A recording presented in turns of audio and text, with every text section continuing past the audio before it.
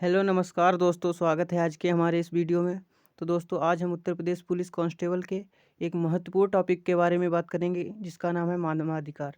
तो मानवाधिकार के 50 महत्वपूर्ण क्वेश्चनों की आज हम प्रैक्टिस करेंगे।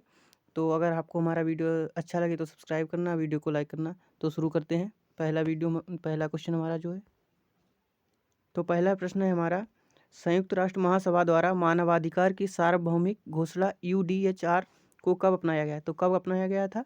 तो 10 दिसंबर 1948 को। ऑप्शन बी इसका सही आंसर होगा, अपनाया गया था। ठीक है।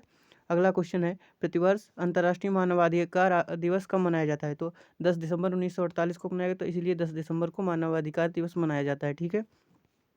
अगला क्वेश्चन है, भारत में राष्ट्रीय मानवाधिकार आयोग एनएचआरसी की स्थापना किस तिथि को हुई? तो भारत में एनएचआरसी की स्थापना कब हुई?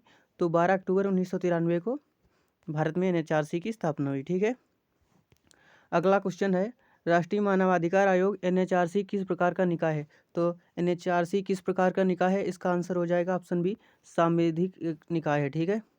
अगला क्वेश्चन है, मानवाधिकार संरक्षण अधिनियम 1993 में कुल कितने अध्याय और धाराएं थी? तो इसमें कुल कितने अध्याय और धाराएं थी? तो इसका आंसर हो जाएगा 8 अध्याय और 43 धाराएं थी। अगला क्वेश्चन है, राष्ट्रीय मानवाधिकार आयोग के प्रथम अध्यक्ष कौन थे? तो राष्ट्रीय मानवाधिकार आयोग के अध्यक्ष जस्टिस रंगनाथ मिश्र थे। ठीक है। अगला क्वेश्चन है, 2019 के संशोधन के बाद राष्ट्रीय मानवाधिकार आयोग के अध्यक्ष और सदस्यों का कार्यकाल कितना होता है? तो कितना होता है इसका कार्यकाल? तो 3 वर्ष या 70 वर्ष की आयु पूर्ण होने पर इसका कार्यकाल होता है। ठीक है। अगला क्वेश्चन है, राष्ट्रीय मानवाधिकार आयोग के अध्यक्ष की नियुक्ति किसके द्वारा की जाती है? तो किसके द्वारा की जाती है? तो राष्ट्रपति के द्वारा अध्यक्ष की नियुक्ति की जाती है। अगला क्वेश्चन है, राष्ट्रीय मानवाधिकार आयोग के अध्यक्ष की नियुक्त करने वाली सिफारिशी समिति का अध्यक्ष कौन होता है? तो इसका अध्यक्ष कौन होता है? ऑप्शन सी, प्रधानमंत्री होता है। ठीक है। अगला क्वेश्चन, निम्न में से कौन एनएचआरसी की नियुक्त समिति का सदस्य नहीं होता है? तो कौन नहीं होता? भारत का राष्ट्रपति एनएचआरसी की नियुक्ति समिति का सदस्य नहीं होता है, क्योंकि वो ही सदस्यों की नियुक्ति करता है। ठीक है। अगला क्वेश्चन है, उत्तर प्रदेश राज्य मानवाधिकार आयोग का गठन कब हुआ? तो उत्तर प्रदेश राज्य मानवाधिकार आयोग का गठन 7 अक्टूबर 2002 को हुआ। ठीक है। अगला क्वेश्चन है, राज्य मानवाधिकार आयोग के अध्यक्ष और सदस्यों की नियुक्ति कौन करता है? तो राज्य मानवाधिकार आयोग के अध्यक्ष और सदस्यों की नियुक्ति कौन करता है? ऑप्शन बी, राज्यपाल करता है। अगला क्वेश्चन है, राज्य मानवाधिकार आयोग के अध्यक्ष या सदस्य को किसके पद से हटाने की शक्ति किसके पास है? तो अध्यक्ष को उसके पद से हटाने की शक्ति किसके पास है? तो इसका आंसर हो जाएगा ऑप्शन सी, राष्ट्रपति के पास।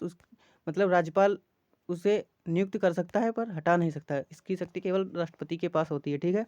अगला क्वेश्चन है, मानवाधिकार आयोग का मैग्ना कार्टा किसे कहा जाता है? तो मानवाधिकारों का मैग्ना कार्टा मानवाधिकारों की सार्वभौमिक घोषणा डीएचआर जो 1948 में हुई उसको कहा जाता है। और भारत का मैग्ना कार्टा ये भारतीय संविधान के भाग 3 को कहा जाता है। तो इसका आंसर बी होगा, सही आंसर होगा। ठीक है।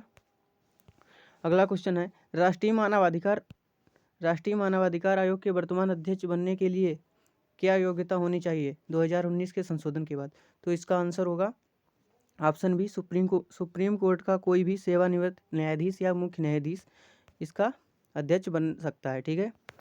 अगला क्वेश्चन है, आयोग मानवाधिकार उल्लंघन के ऐसे मामलों की जांच नहीं कर सकता है। तो कैसे मामलों की जांच नहीं कर सकता? तो 1 वर्ष से अधिक पुराने हो उनकी जांच नहीं कर सकता। ठीक है।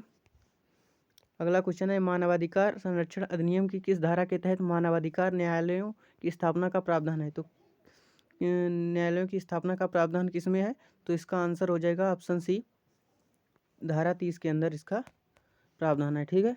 अगला क्वेश्चन है, राष्ट्रीय मानवाधिकार आयोग के पास जांच करते समय किस न्यायालय की शक्तियां होती हैं? तो किस न्यायालय की शक्तियां होती हैं? इसका आंसर हो जाएगा ऑप्शन बी, सिविल न्यायालय की शक्तियां होती हैं।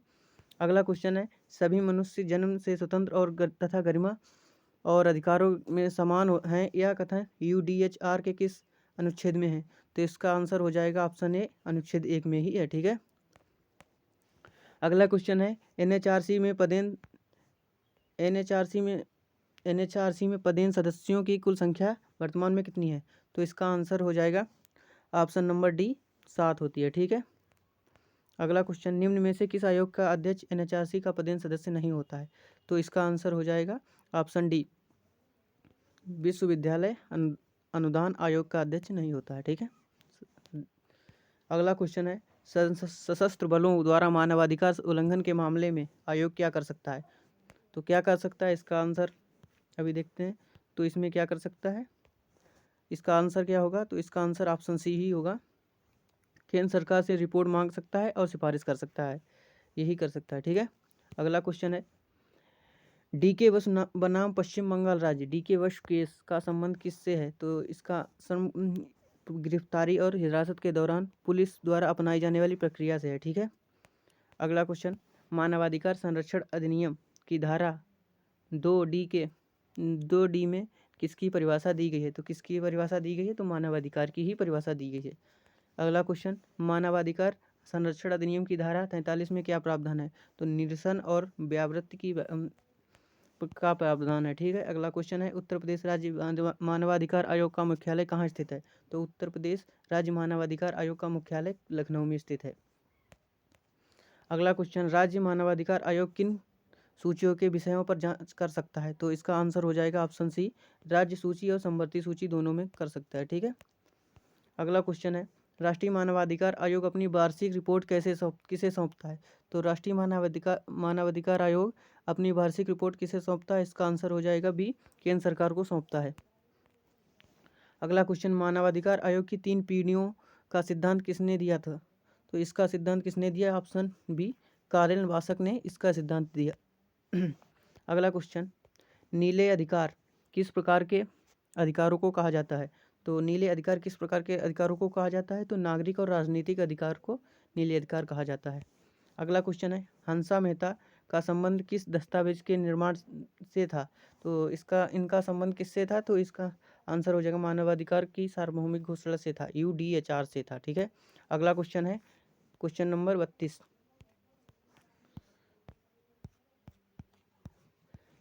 राष्ट्रीय मानवाधिकार आयोग के अध्यक्ष सदस्यों को हटाने के लिए साबित कदाचार की जांच कौन करता है? तो इसका आंसर हो जाएगा ऑप्शन नंबर सी, सर्वोच्च न्यायालय करता है। ठीक है। अगला क्वेश्चन है, मानवाधिकार संरक्षण अधिनियम की स्थिति से प्रवृत्त हुआ माना जाता है? तो किस तिथि से लागू हुआ माना जाता है? तो इसका आंसर हो जाएगा ऑप्शन नंबर ए, 28 सितंबर 1993 से माना जाता है। उसके बाद अगला क्वेश्चन, राज्य मानवाधिकार आयोग की नियुक्त की समिति का अध्यक्ष कौन होता है? तो इसका अध्यक्ष कौन होता है? ऑप्शन नंबर बी इसका सही आंसर होगा, मुख्यमंत्री होता है। अगला क्वेश्चन, मानवाधिकार संरक्षण अधिनियम की धारा 12 किससे संबंधित है? तो मानवाधिकार संरक्षण अधिनियम की धारा किससे संबंधित है? इसका आंसर हो जाएगा ऑप्शन बी, आयोग के कृत्य से संबंधित है। अगला क्वेश्चन, जोगिंदर कुमार बनाम उत्तर प्रदेश राज्य 1994 का मामला किससे संबंधित था? तो इसका आंसर हो जाएगा ऑप्शन ए, मनमानी गिरफ्तारी पर रोक से था। ठीक है। अगला क्वेश्चन, उत्तर प्रदेश राज्य मानवाधिकार आयोग UPHSHRC के अध्यक्ष का कार्यकाल कितना होता है?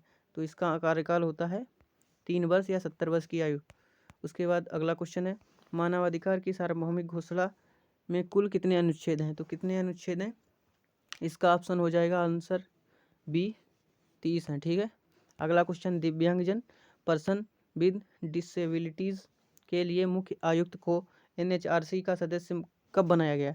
तो इसका आंसर हो जाएगा ऑप्शन बी, 2006 को बनाया गया था। अगला क्वेश्चन, आयोग की सिफारिशों बाध्यकारी नहीं है। आयोग की सिफारिशें बाध्यकारी नहीं, इसका क्या अर्थ है? तो इसका अर्थ है ऑप्शन बी, यह केवल सलाहकारी प्रकृति का होता है। ठीक है। अगला क्वेश्चन है, मानवाधिकार संरक्षण अधिनियम की किस धारा के तहत विशेष लोक अभियोजक की नियुक्ति का प्रावधान है? तो इसमें किसका प्रावधान है?